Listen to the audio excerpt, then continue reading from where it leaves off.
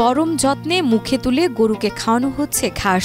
সন্তানের মতো আদর যত্নে এভাবে বড় করা হয়েছে যুবরাজকে। যুবরাজের রং আকৃতি মুগ্ধ করেছে বাচ্চা থেকে বৃদ্ধ সকলকে। নাম হইল যুবরাজ। আমি এত বড় গরু আর দেখি নেই। বৃহৎ আকারের একটি গরু দেখে আমরা মুগ্ধ হয়েছি। গরুটা দেখে আমার কাছে অনেক ভালো লাগছে। নোয়াখালীর চাটখিল উপজেলার মির্জাপুর গ্রামে জয়নাল আবেদিনের খামারে বেড়ে উঠেছে এক ব্যতিক্রমী কোরবানির গরু, যার নাম রাখা হয়েছে যুবরাজ। ফ্রিজিয়ান ও শাহিওয়াল জাতের সংকর এই গরুটিকে সন্তান সম ভালোবাসা দিয়ে লালন পালন করেছেন জয়নাল। ৩ বছরের পরিশ্রম আর যত্নে বড় হওয়া যুবরাজকে ঘিরে ইতিমধ্যেই উৎসাহ উদ্দীপনা ছড়িয়েছে এলাকায়। আমার এই গরুটা শাহিওয়াল, পাকিস্তানি জাতের শাহিওয়াল বীজ।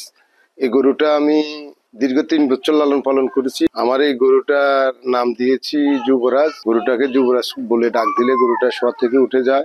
ওয়ালটন টেলিভিশন মাত্র 25,490 টাকায় পাচ্ছেন গুগল টিভি। লাল ও কালোর মিশ্রণে গরুটির দৃষ্টিনন্দন বাহ্যিক গঠন, শান্ত স্বভাব আর সুঠাম দেহ যে কাউকে মুগ্ধ করতে বাধ্য। গরুটির উচ্চতা 6 ফুট, দৈর্ঘ্য 7 ফুট এবং ওজন প্রায় 30 মণ বলে জানায় খামার মালিক। কোরবানির হাটে গরুটির দাম চাওয়া হয়েছে 10 লাখ টাকা। আমার এই গরুটার লাইভ ওয়েট হচ্ছে 30 মণ। আশা করি ইনশাল্লাহ সর্বলাইনে এই গরুটা ফিউর পাবেন। এটা আমি চ্যালেঞ্জ দিয়ে বলতে পারি, আমার এই গরু কোনো অংশে কোনো লাইনে গোস্ত থেকে শুরু করে কোনো একটা লাইনে কোনো 2 নম্বর কোনো জিনিস পাবেন না। জয়নাল আবেদিন বলেন, এই গরুটাকে তিনি সন্তানের মতো বড় করে তুলেছেন। গত 3 বছর ধরে নিয়মিত খাওয়ানো, গোসল করানো, পরিষ্কার পরিচ্ছন্ন রাখা সব তিনি নিজেই করেছেন। কৃত্রিম কোনো খাবার নয়, প্রাকৃতিক খাবার, খোল, ভুসি, চালের খুদ, ভুট্টা আর নেপিয়ার ঘাস খাইয়েই তাকে বড় করা হয়েছে। এই গরুটাকে খাওয়ার দিই একদম ন্যাচারাল ভুসি, খোল, খড়, ঘাস, সবুজ ঘাস, এই খাওয়ার মধ্যে গরুটা আমি লালন পালন করতেছি। এবং কি ওই যে অনেক ক্ষেত্রে তো অনেকে ইনজেকশন পুশ করে গরু মোটা তাজা করে, আমি ওই আঙ্গিকেও গরুটা লালন করিনি। আমি ওই যে প্রাকৃতিক খাবারের উপরে গরুটা লালন পালন করেছি।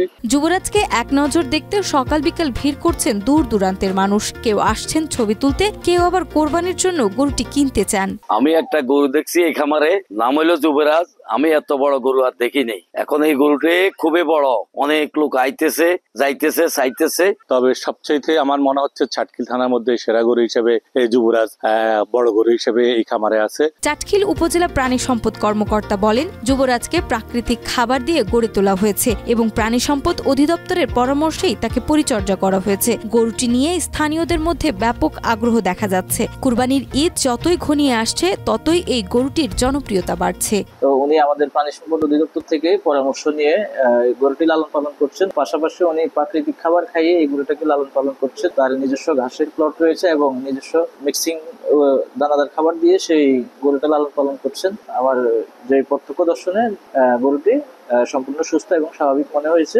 গরুটি চাটখিল তথা নোয়াখালীর মধ্যে অনেক এক্সেপশনাল একটা গরু, দেখার মতো একটা গরু। এখন দেখার বিষয়, যুবরাজ কেবল চাটখিল নয়, পুরো নোয়াখালীতে কোরবানির বাজারে কতটা সাড়া ফেলতে পারে। তবে স্থানীয়দের মতে 3 বছরের অক্লান্ত সাধনার এই ফল এবার জয়নাল আবেদিনের মুখে এনে দিতে পারে বড়সড় হাসি। নাজমা, মাই টিভি।